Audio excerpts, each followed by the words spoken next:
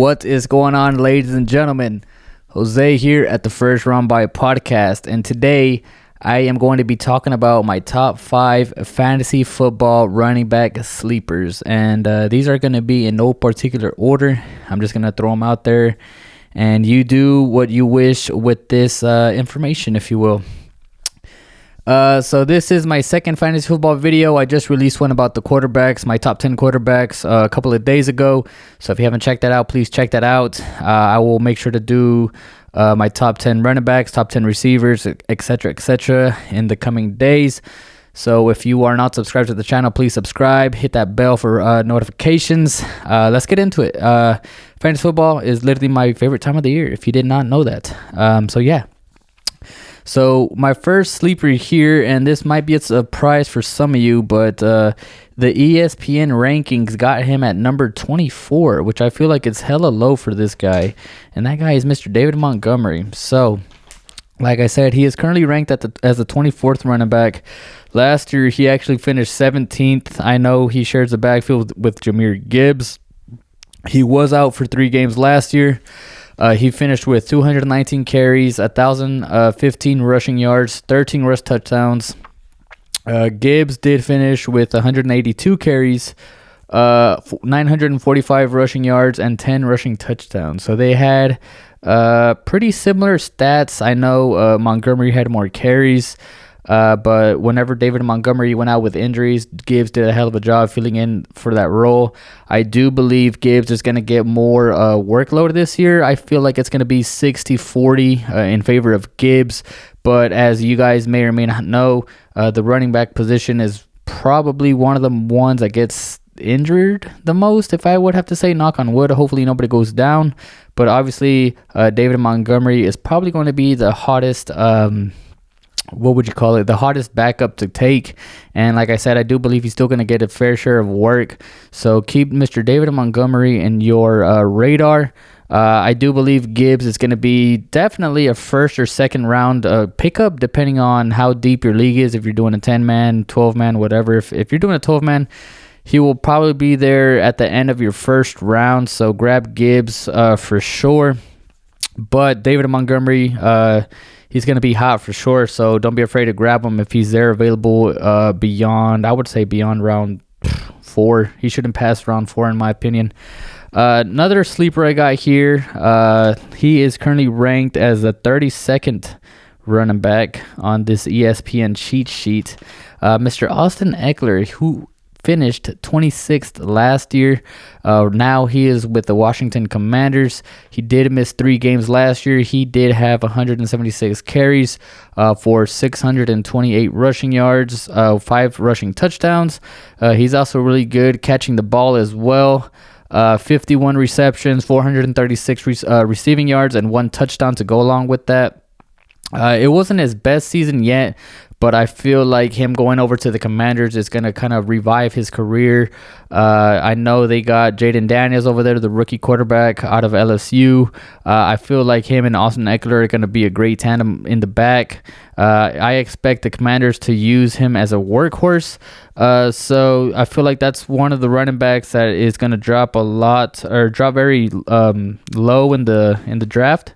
So keep Mr. Austin Ekeler in your radar, which is kind of a surprise because for like the past 3 or 4 years or so, he's been about a top 5 running back. So very surprised that he's very low, but nonetheless, keep him in your radar. Don't be afraid to pick him up. Like I said, my next sleeper here, he is currently ranked as the 31st running back on this cheat sheet.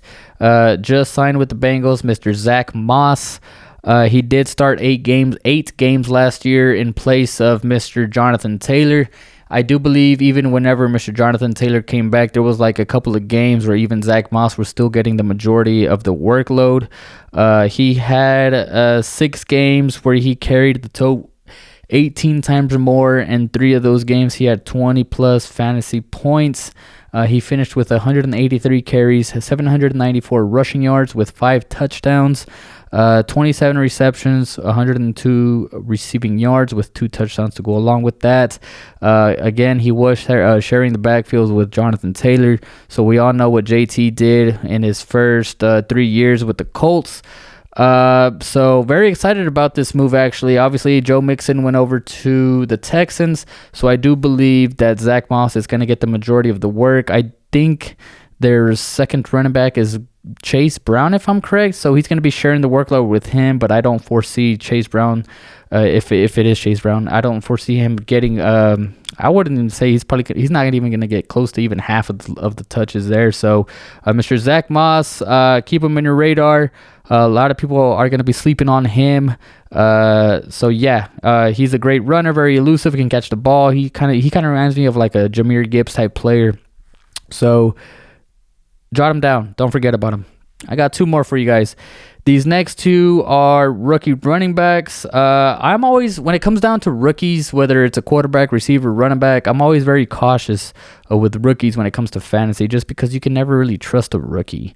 I can't remember the last time that I actually chose a rookie in fantasy. I always kind of like let the other guys pick up the rooks, and then I kind of evaluate their first year, kind of see how they settle into the system, and then going into their sophomore year and beyond, that's whenever I start to really pick the rookies up. But if you are one of those guys that will roll the dice or does like to roll the dice with the rookies, 2 guys here for you. Mr. Jonathan Brooks. So last year, he did have a great year with the Texas Longhorns. He did have 11 games played. He tore his ACL. He did have 187 carries with 1,139 rushing yards, 10 touchdowns to go along. But Texas also did have a running back by committee. They had Jaden Blue, CJ Baxter, and Keelan Robinson, so he had to share the workload a lot with those other guys. But Jonathan Brooks actually reminds me a lot of Bijan Robinson. If you haven't really seen any of his highlights, go check him out. You will be very impressed by the guy. He runs really hard. But yeah, great player. I did see a post on Reddit a few weeks ago saying that the head coach was supposedly saying that they were going to feed Mr. Brooks a lot and that they were going to game plan a lot to run the ball. So yeah, Jonathan Brooks, keep him in your radar. He should be available towards the end of your round. So if you're selecting in whatever round 8, 9, 10, whatever, and you're like, man, I don't know who to pick, all the good people are off the board, and you see Jonathan Brooks, pick Jonathan Brooks. He should be RB1 in the Panthers offense. I know they got Hubbard, but I do think that he will be getting the majority of the touches. I am going to be watching him very closely if he does play in the preseason games. If you watch preseason games, it's kind of like a little cheat sheet. It tells you a lot about some of these rookies coming in. So if I do see more footage of him in preseason, I will do another video on him. But moving on, the last running back here I got is Mr. Blake Corum. He did have 15 games played last year.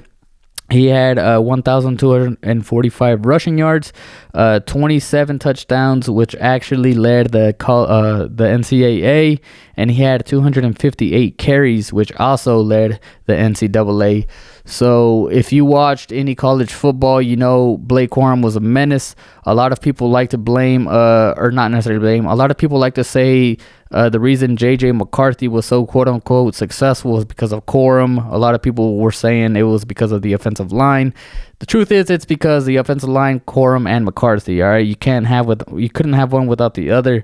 I do foresee him eventually taking the RB1 position away from Kyren Williams, who currently sits at number 6. Kyren Williams does, at least, and Corum is at number 46.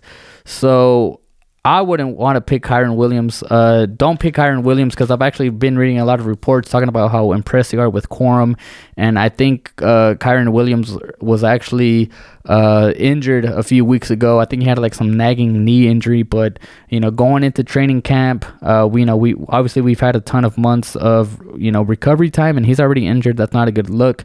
So don't be the guy that drafts Kyren Williams. I wouldn't do it. Please be the guy that drafts Blake Corum in the middle / later rounds of your fantasy football league. But let me know what you guys think. Who are your sleepers? Let me know. Drop down in the comment section. Do you agree with me? Do you disagree? Let me know. Like I said, I will be doing more of these. I will do my wide receiver sleepers, quarterback sleepers, etc., etc. So if you're not subscribed yet, hit that subscribe button. Help us out. Trying to reach 200 subs. But that's all I got for today. Thank you guys so much for watching. I will catch you guys in the next one. Peace.